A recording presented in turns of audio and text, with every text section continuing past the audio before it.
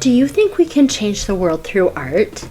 Here at What the Finance, we think you can, and so does Pam Uzell with Art Heals All Wounds.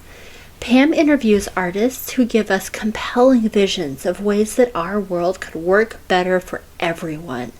From art around the environment, social and racial justice, gender equity, building community, and solace for grieving, we can change the world one artist at a time.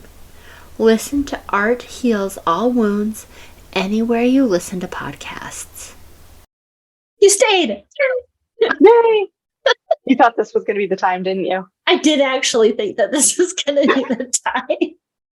She's awake enough to be sassy. Yeah. But I stayed. Check it out. I appreciate that you did that. Well, Yeah, so I can tell that I'm like way more energetic than when we usually record, because I'm like I'm a little more fidgety than I am yeah. like right now than I am at 6 a.m. Yes. Yep, definitely. I am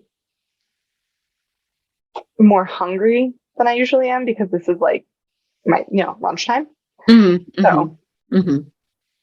Yeah, I did eat before we started recording so that I wouldn't be hangry. that was smart. Smart. Well, I've also got other people to feed. Mm-hmm.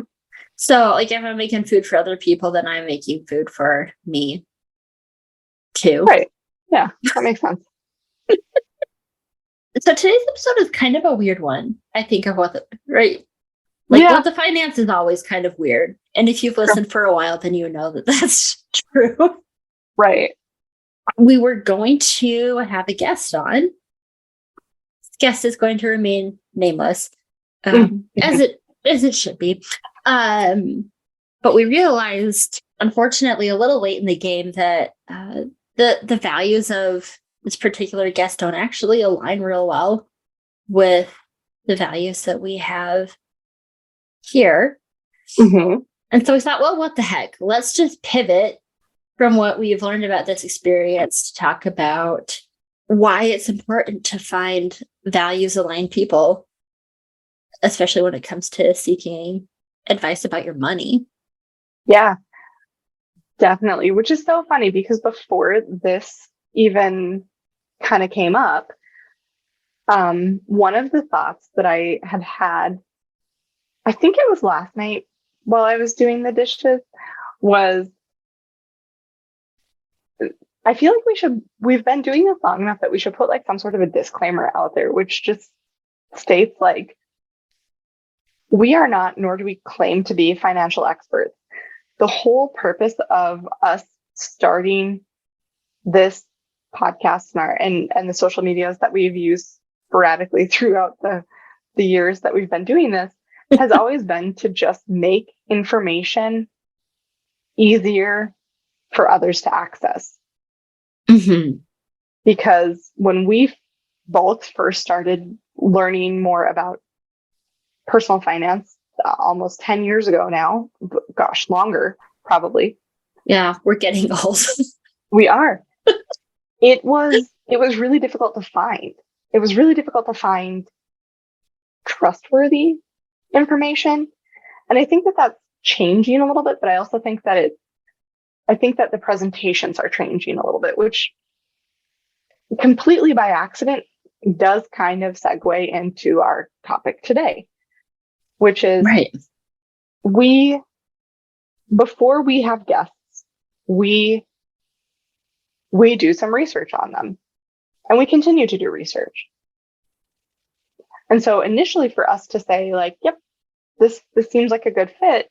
And then for something to kind of click for us to go back and say, I don't know that maybe this makes sense for us. Like, I feel like that speaks to the level of research that we do put in. Right. But I think that the level of research that we do when we prepare for the show also kind of speaks to our our mutual understanding of how we both work, right? That you might,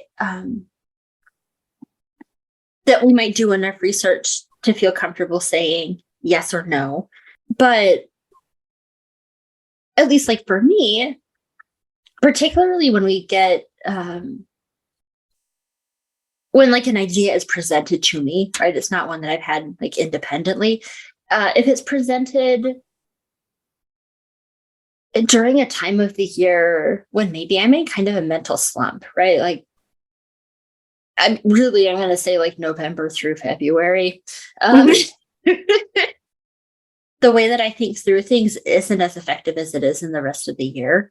And so I keep thinking about it and keep researching on it, because I know that if somebody says to me, hey, Rachel, what do you think about this thing? And they say it like to after Thanksgiving, I'm more likely to take a mental shortcut and go, yeah, that sounds great. And I think that like having that level of like self-awareness is really important. Yeah. For like any kind of decision making, really. Yeah. I think also we get a lot of cold contact from brand managers reaching out to us, asking for people to be on an episode. And before we even reply, and so if you're a brand manager listening to this and you're like, wow, it takes them a really long time to reply, that's because we don't reply without having a conversation about it. Do you believe art can change the world? So do I, and so do the artists I interview on my show. I'm Pam Uzell, and I host Art Heals All Wounds. Every week on this show, you'll meet an artist doing transformational work. So look for Art Heals All Wounds on your favorite listening app. How do we change the world? One artist at a time. Like we've both probably seen the email at some point. We marked it on red, let the other one know that it's there to be reviewed, but we don't send out any response until we've had a chance independently each other to go out, research it, then have a conversation and decide from there where we're at with it. So a majority of the time when we get those cold contact requests, the answer is almost always no. Yeah. And sometimes depending on why the no, we'll still respond. We will still always tell people like, thank you for reaching out, but doesn't seem like a great fit. And sometimes we will even say why we don't feel like it's a great fit, because if our understanding of that person's messaging is wrong, we want them to be able to come back and say, oh, this might be a misinterpretation of the information that's out there, or maybe based on a specific topic, we want them to have the opportunity to come back with a response and say, thank you for letting us know, or let's revisit that conversation. Right. So just the initial amount of effort that goes into anything before a yes gets put out there, there is quite a bit. So even if we're in those busier seasons, or if we're in one of those seasons where we're feeling a little less mentally sharp. That's a great way to put it. That process is still true. So for us to initially even say a yes, like there's a pretty good feeling. So where I'm going with this is for us to kind of revisit that and say, maybe not. There's got to be something there for it. And then it also, like, it kind of ties into what I was saying, which is that we are not, like, we're by no means experts. We don't claim to be. I think that honestly, our strength is that we're pretty okay at Googling. That's right. That's the thing, where research is our thing. Like, that is one of our strengths. Yeah. Both individually and also as a team, that is one of our strengths. And something that has been important to us from the very beginning of this has been not only the access of truthful, trustworthy information, but also access to information that is not very clearly skewed to groups that are already experiencing more than average amounts of privilege. Right. Within the space of personal finance, there are a lot of folks who are coming in with unchecked privilege. Yep. And going, hey, if I can do it, then anybody can do it. Yep. Which, like, I want to be clear on its own. It's not necessarily a bad take. No. But we also live in a society where if you have privilege, it benefits you to not ever examine that. Mm-hmm. And I think that that's something that we do really well here on What to Finance. Mm-hmm. And so we do get a lot of cold asks from, and I'm just going to name it. We get a lot of cold asks from white guys who maybe don't necessarily realize that they're being pitched to be a guest on a pretty radical feminist show that values things like the environment, right? Like equal pay for equal work and things like that. It just dawned on me that when we get those pitches, which, because we go back a lot and say, I don't know that our values align as closely as you think. I wonder, it's just dawned on me that because we get those contacts from like a marketing manager of some sort for those people. Mm-hmm. And my take has always been that I make some assumptions, but one of the assumptions that I make is that their brand managers, like the marketing managers that I've seen, I think have predominantly been women. Yep. So No, they've all been women. They've all been women. Okay, yep. Yep. So I wonder if that's been like purposeful on their part, like if they've done some research and know who they're pitching to. I don't know. Yeah, I guess I'm not sure. But I think that that's a challenge, right? Like in personal finance, is that there's people like us who are like, okay, like I need some advice about my money. Mm-hmm. Right? Like I don't know what to do about going into debt or like how to pay for college or, you know, like we've done episodes about parenting and having pets and right, like all this other stuff.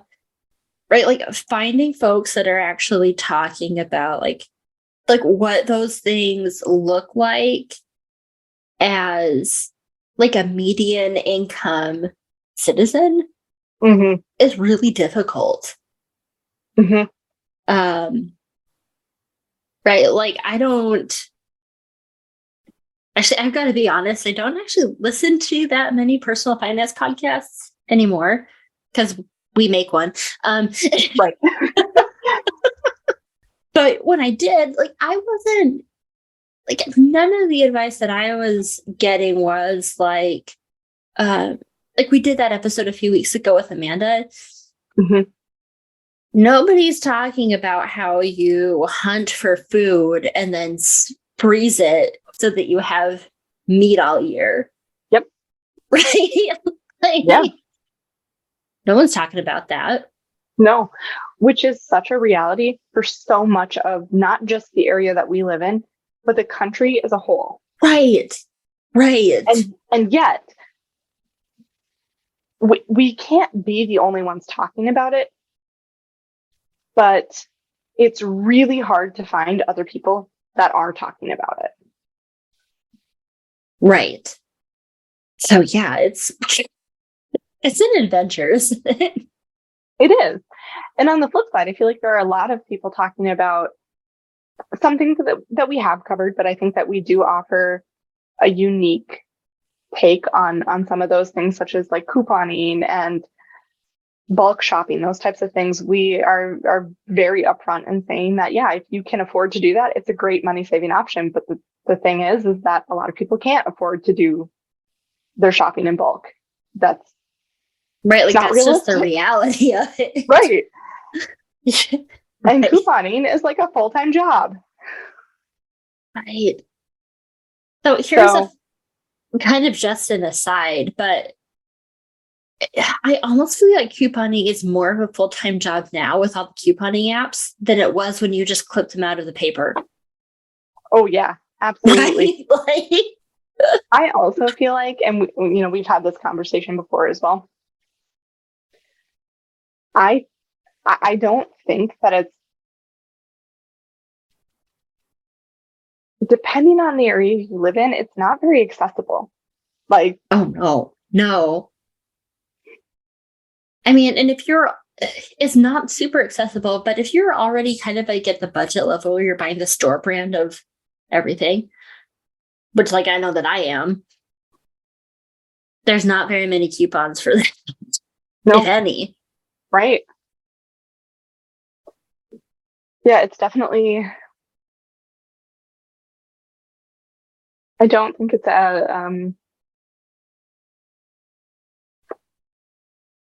it's not as, I can't think of the word. What is the word I'm looking for? It doesn't save as much money as it used to. Yes. Here on our Patreon, you've seen me say a couple of times that I don't think that calling something a money maker or calling something a savings when you have to pay up front and then get a cashback reward on an app like Ibotta is actually money saving. Like, you're still paying that cash in that moment. That's not saving you money.